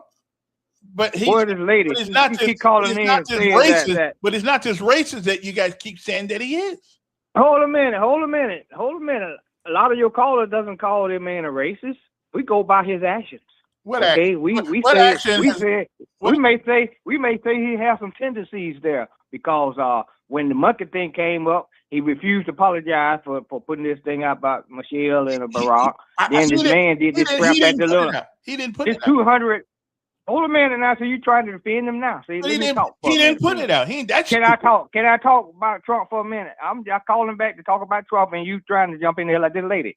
Okay, he wants to paint Trump as this nice cat because he hung out with Jesse Jackson for a few minutes or whatever. P. Diddy, Trump was a roller back then, doing street stuff like the boys in the streets back then, a little bit partying and doing stuff, whatever he wanted to do back then. Okay, before he got in the White House, I didn't know anything about Trump until he got in the White House. Kevin, I paid attention to what he's doing in the White House and how he treats the citizens of this country. That's what I base his actions on. And I can form an opinion I think down the treats road. The citizens pretty good. But when it comes to race and stuff like that, some of the things he does, like he did, wait a minute. Tell me what he did in relation to black folks and make them a racist. Tell me, give me one thing. Huh? Tell me what he did. Well, the first thing he did when he got in the White House, what was the first thing he did? Well, you tell me. I didn't have any complaints. I'm asking you. What was one of the first things he did? He probably had a cup of tea, a cup of coffee or something. I don't know. I don't know. Tell me what he did. He jumped on this thing called DEI. I don't blame him. Wanted all the black history. Wanted to take away all the black history. That's a lie. That's a lie. Erased all the black history. That's a lie. That's a lie. See? That's a bald-faced lie. Do your research on all this stuff. And all the other things he does. Okay. Then on top of that, how many blacks he got on the cabinet, Cal? How many black folks are Republicans? How many got in the cabinet up there? Black people are Why Tim Scott didn't get a spot? But that don't prove Tim Scott's an idiot. I'm not gonna call him a racist. I'm not gonna call him a racist. So, I don't know him like that, but he may have a tendency. You have to put people. You got to put people around. Then he go put these monuments back over. Okay. Put these federal monuments. Let somebody else get a word in first, okay? You have to put people around you who think like you or are in concurrence with the way you think. Why in the world would I put of course you can get somebody to think like you. Of course you're gonna get somebody. Why would I put somebody around me that does not have the same philosophy I do? Why would I do that? It's called dictatorship, Kevin. When you want. See you later. I got you. See you later. Okay. It's like, why would I put a guy who's pro-abortion on an anti-abortion board? Why would I do that? Why would I put a guy who hates vegetables and put him in charge of cooking the vegetables? Why would I do that? You got to put people around you who philosophically think the way you do. Okay? Anyway, I got to take this call here, then I got to go take my 5-minute break. I got to get a glass of milk. It's a good thing I don't drink. Good morning, Simpler Days. Well, Mayor, what Duke didn't mention, one of the first things that Trump did when he got elected was form his staff, and Dr. Ben Carson was placed on his staff. Although I don't understand why he put Ben Carson in charge of HUD. That was the most dumbest. A world-renowned surgeon. Rather than make him the Surgeon General, we make him of HUD. That didn't make much sense. So he put some. I think he put him in there just so he could have somebody black, because that didn't make sense to use a man like that to housing, urban, and development. What? That didn't make sense at all. So we put people in positions because they're the token race Is that what you're telling me? I believe that's what one of them was. Ben Carson had no business being involved in that. He should have been the Surgeon General of the United States. Well, the Democrats have put a whole lot of token. Oh, that's true. People in, and so maybe Trump just trying to catch up with them. maybe he was, but I was glad he was there. But it was just that it didn't make much sense. Logistically, it didn't make sense to put a world-renowned surgeon in charge of HUD. That just didn't. And I understand now. He grew up in the projects, and maybe that's why he did it because Ben Carson grew up in public housing, and so maybe that's why he did it. I don't know. He never explained to us why he did it, but that's. Well, when you get to be on the city council and you make that motion to build that tower downtown. What tower? You said you were going to build a tower down there for all the people to come together around it. Oh no! I said if we build a monument to all the people, black and white, who've gotten together and loved one another all these years, even through the tough times, we probably wouldn't have enough room in Montgomery for it. Well, and in another monument, we probably wouldn't have enough room for all the Democrats that did black folks in along the way. So you can put it side by side. We can honor both of them. Yeah. Well, one we would commemorate, and the other we would honor. So have a good day. All right, appreciate it. I gotta take a break. I'll be back in a couple of moments. I gotta go get my glass of milk, because that's what I have to do initially. So we'll be back in a little bit here because you guys hang loose. Let me see. That's a 3-minute break. So we'll be back right after these messages. Okay.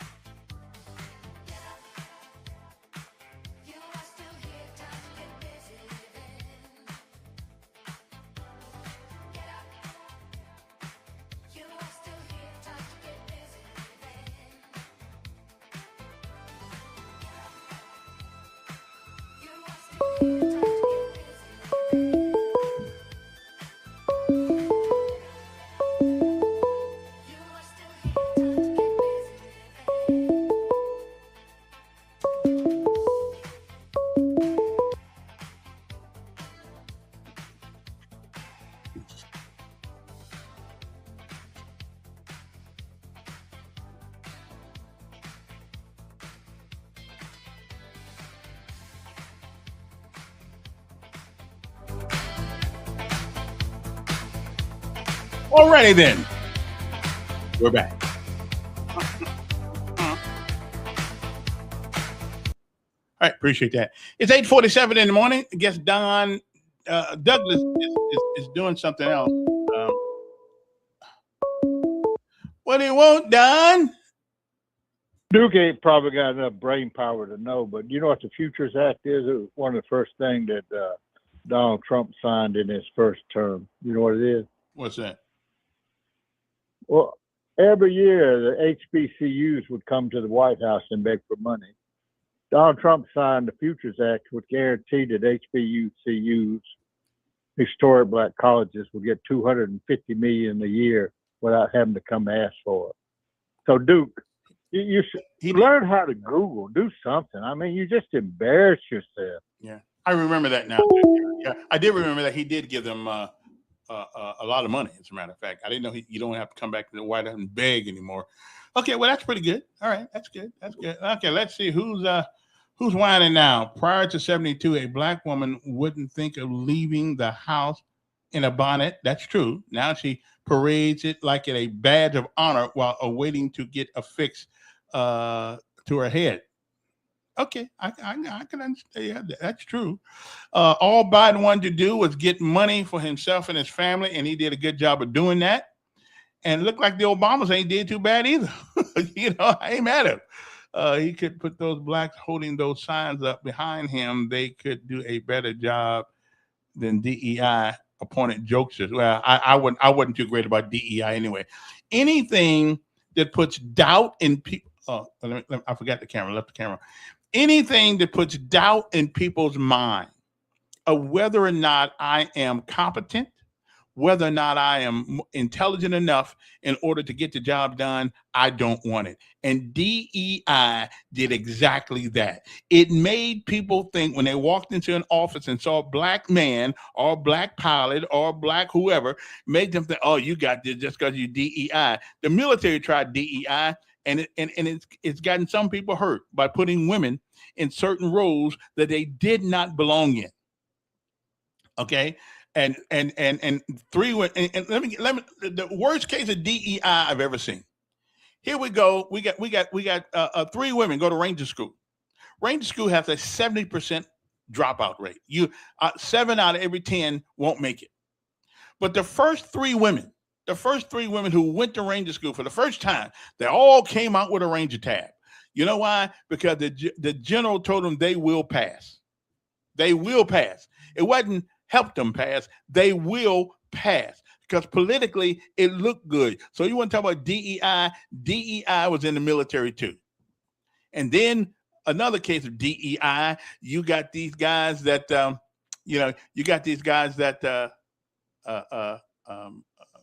I can't think of it now. But now, airborne school is a little different. Nobody can jump out the plane for you. You have to do that. There ain't no jumping out the plane. So women being airborne is no big deal. Hey, they got a set of wings on their uniform. I'm cool. I respect them, and you better not say nothing about them as I hit you in the mouth. Okay, so we good. So because you have to jump. You don't get to sit on the ground and call yourself an airborne, a paratrooper. You don't get to do that. So women were doing that, but in Ranger School, they changed the rule. They changed the rule, baby. So these women can get the tag. And I don't like that. I don't mind if people let people do whatever it is they want to do as long as they can do it. But don't lower the standards. Okay, when you raise the floor, when you take the floor, which is right here, raise it up, take the ceiling, which is right here, you think you're touching the ceiling, but no, you're not, because we have lowered the ceiling and raised the floor. It's an illusion. It's an illusion. And DEI was an illusion. Okay. So I didn't like it either. So I was glad he did away with that crap. Stop thinking that black folks are only in their position because somebody gave it to them. Okay. Don't believe that. And if we learn nothing else from that Hidden Figures movie, black folks are some smart people. when they want to be smart, we're some smart folks. Now, not me. Not me. I'm not that brilliant. But we got some black folks who are absolutely, intellectually superior to many. Okay, they don't need DEI. But if you got a DEI program somewhere, the minute somebody walks in the room, they gonna think that somebody gave it to them. I'm so glad they got rid of that crap. I don't know what to do. And I don't think the president was trying to change black history. And the word came out the other day. Everybody was talking. They took the picture of Chappie James down because they didn't want a black man up there. Well, Chappie James' picture now. Chevy James Pick now is in, I believe it's in the Air Force Memorial Museum, which is where it ought to be. Yellow. Hey, I know I called. This is my second call, but also, do you remember when the plane was flipped over, and I don't know which airline it was, but it was a bunch of DEI women flying that plane, and it flipped over, and the president said these words. He said it was a bunch of lesbians on this plane. This is why this happened. Do you remember that? No. Who said that? Our president said it. Trump? This happened. They flipped the airplane upside down. A bunch of DEI women, and the president came on the air and said it's a bunch of lesbians, and this is why this happened. And I thought that was funny though. But yeah, DEI. I didn't even understand why would they create this, but it costs a lot of taxpayers' money to go overseas too. A lot of money was missing. And also Trump stopped a lot of embezzlement. He stopped a lot of misuse of funds. He stopped a lot of things. And nobody appreciates that. It was even people over 300 years old getting Social Security. Oh, yeah. I remember. Yeah, they were sending checks out to nowhere. Yeah. A whole bunch of checks. So it was that wasn't the only. It was several of those accounts. Nobody knows where that money was going. Kind of like they're doing in Minnesota right now with child care. They ripping the government off up there. That's what I'm so upset about. Yeah. I'm wondering, when is Omar going to prison? I'm trying to figure, are these people able to get away with all this stuff? Did you see what she did lately? No, what she do lately? Okay, now you already know he got a staff that's looking right into all this government fraud. She went back into her bank her files, her tax records, and went from 30,000 now to zero. Oh yeah, I had that was in the paper yesterday. 30 billion to zero. Yeah, that was their. I'm trying to. Yeah. Yeah, that was in the paper the other day. Yeah, she's a crook. Yes, I'm trying to figure it out. Why, if it had been me, you, or anybody in your on your platform, we'll be in jail. But you know what? When you marry your brother, what else can I say about you? Yeah. Okay, but when is this going to be? I'm just waiting. Yeah. I'm waiting. Yeah, and me too. I like ice. I'm sorry. I like ice. All right, have a good day. All right, appreciate it. I'm all right with ice, but I must admit I don't really like the way we doing it. I understand, but I could never be an ICE agent. I don't like the way we just go into people's place and put them in. I don't like. It's the method that we're using that I just don't like. Hegseth, Kennedy, and DNI appointee Justice they're all DEI. Well, Hegseth served in the military. I don't know about and Kennedy. I'm still trying to figure out why Kennedy is in the health business because he's not a doctor. But hey, the president has the authority to put in these offices people he want to put in there. And you do have staff. I mean, and John, look at this. When you bring new lieutenants into your unit, you assign them a responsibility. Motor pool, what they don't know. They don't know jack about a truck. They don't know nothing. But they got senior NCOs there. People like me, sergeants, and everybody and you can still manage them. You learn as you go, as long as you have the temperament to do it. You learn as you go. So the fact of the matter is, they didn't know much about it. That doesn't bother me that much, as long as you got a staff that can train you in order to and get you up to speed as you go along about managing it. Because we know that Ben Carson certainly had the brains to manage HUD. I just didn't understand why they put him there, because, he was a surgeon. I mean, that's wasting a whole lot of brain power there. But then again, it was said that he was a member. He lived in the housing projects. So that's why the president put him there. I don't know if that's a bunch of smoke and mirrors or not, but I guess I don't know. I don't know, but I think that was a waste of talent. He should have been a Surgeon General of the United States.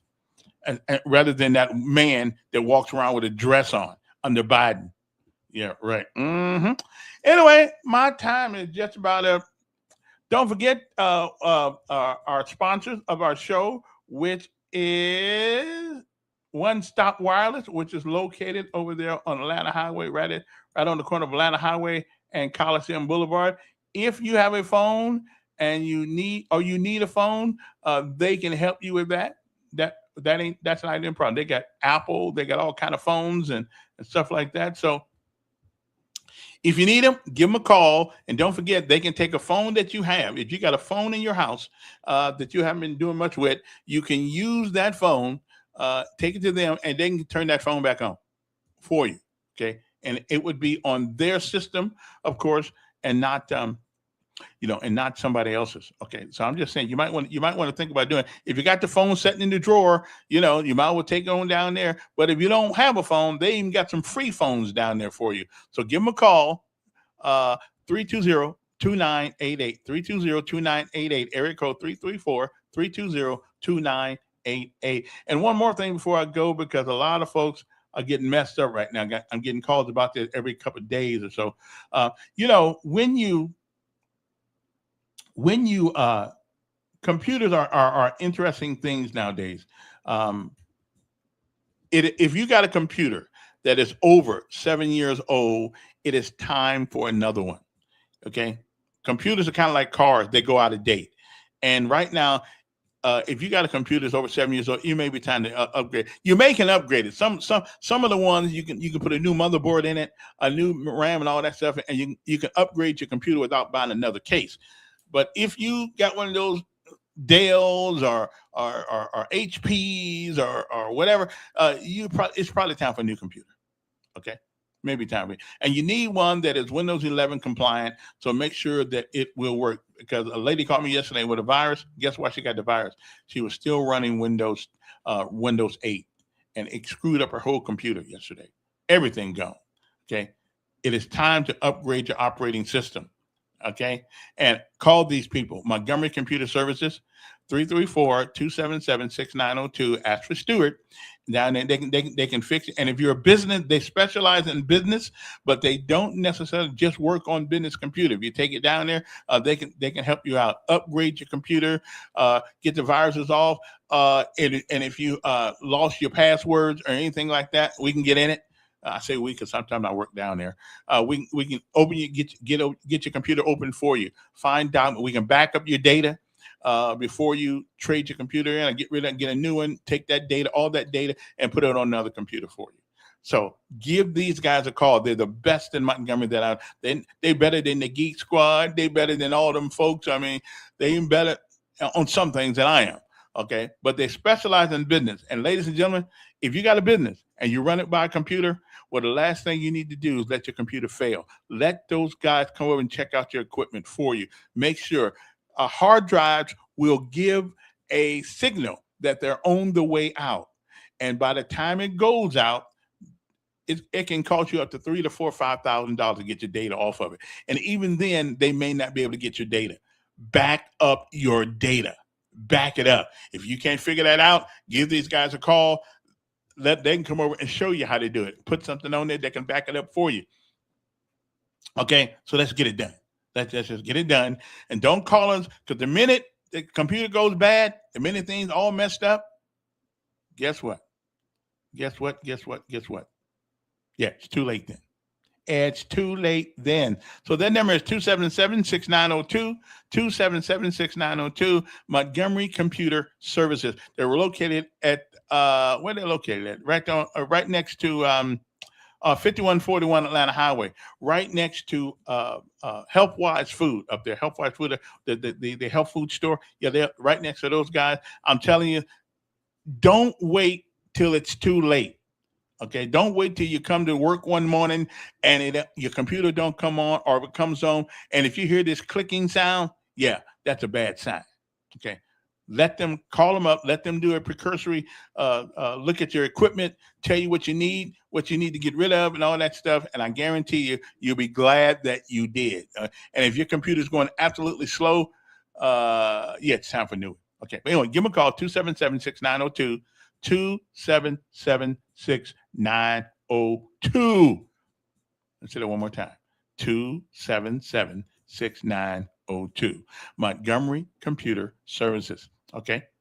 On Atlanta Highway, 5141 Atlanta Highway, right next to Healthwise Food and that barbershop, and I think it's Progressive. Is that Progressive up there? AI something, some insurance company up there on top of the hill. And they got a place up there where they sell cat food, dog food, and all that kind of stuff. Animal food, okay?